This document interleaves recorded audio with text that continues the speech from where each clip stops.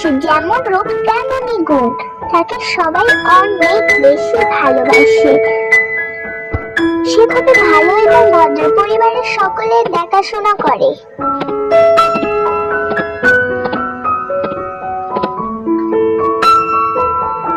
এই নিন মা, আপনারা সবাই খাওয়া দাওয়া করুন।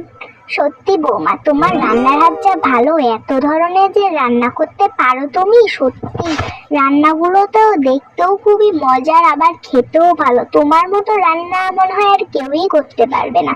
সত্যি অনেক ভালো হয় তোমার রান্নাগুলো। আপনাদের খুশি করাই আমার খুবই ভালো লাগে মা। আপনারা যে আমার রান্নাগুলো পছন্দ করেন, এটাই আমার অনেক বেশি ভালো লাগে। আরো কিছু লাগলে আমাকে অবশ্যই বলবেন, ঠিক আছে? বৌমা সত্যি তোমার রান্না অনেক ভালো, এত বছর হয়ে গেল। আর শাশুড়ি মা এত ধরনের রান্নাই করে না, কোনোদিন ডাল ভাত রান্না করে ধুয়ে দেয়, আর আমাদের সেগুলোই খেতে হয়, ওগুলো খেতে ভালোই লাগে না। হয়েছে বৌমার প্রশংসা করা। রান্না করা যে কত কঠিন সেটা আমরাই বুঝি। তাও আমার লক্ষ্মী বৌমা বলে সব রান্না করে, বুঝতে পারলে? তুমি একদিন রান্না করে দেখো কেমন জ্বালা, বুঝতে পারলে? চুপচাপ এখন খাও, আমাকে আর জ্বালাবে না।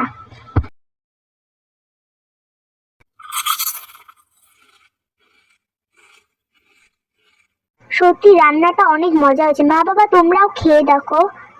নাতাশার হাতের রান্না খেয়ে পরিবারের সকলেই তাকে প্রশংসা করলো।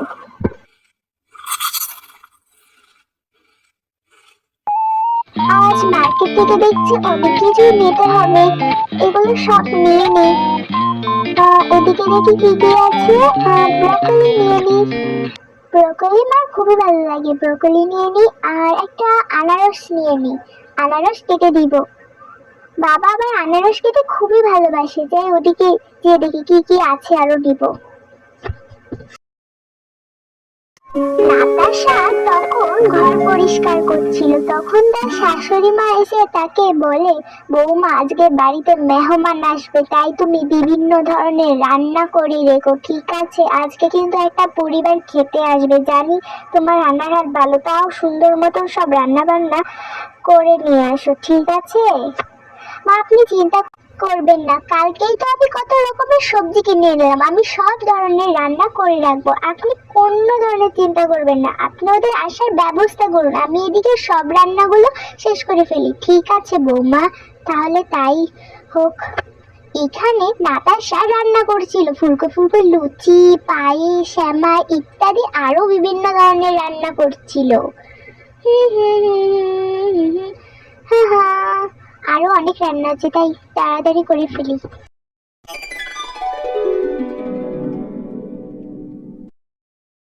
এই যে দিদি, আমরা সবাই চলে এসেছি।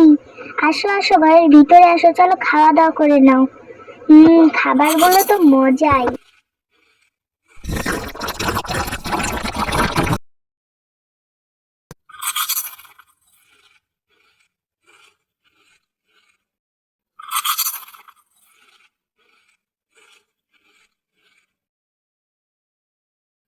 তোমার বৌমা অনেক ভালো রান্না করতে পারে।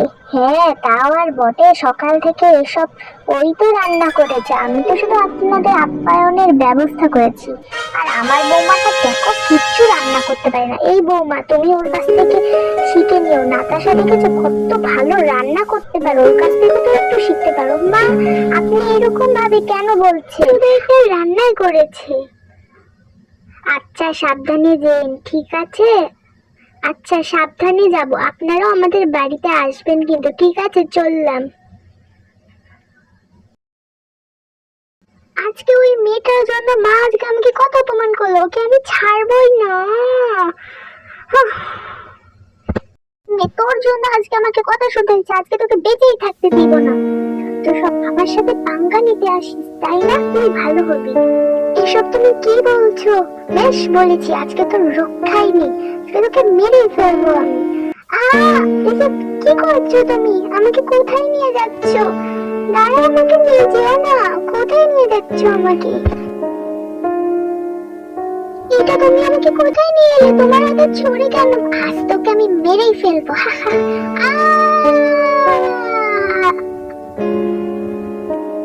দাদা এই মেয়েটাকে কি আপনি দেখেছেন? দেখুন তো ভালো করে।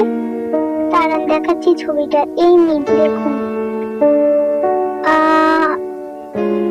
মেয়েটাকে তো আমি দেখিনি। হ্যাঁ, তাহলে কোথায় চলে গেল নাতাশা? দিদি, এই মেয়েটাকে আপনি দেখেছেন? না, আমি দেখিনি। দাদা, এই মেয়েটাকে কি আপনি দেখেছেন? না, দেখিনি তো। নাতাশা, তুমি কোথায় চলে গেলে? এবার কি হবে? নাতাশা, তুমি আমাকে ছেড়ে কোথায় চলে গেলে? প্রায় 6 মাস তোমার কোনো খোঁজ পাচ্ছে না। কি হয়েছে তোমার? কে ক্ষতি করেছে তোমার?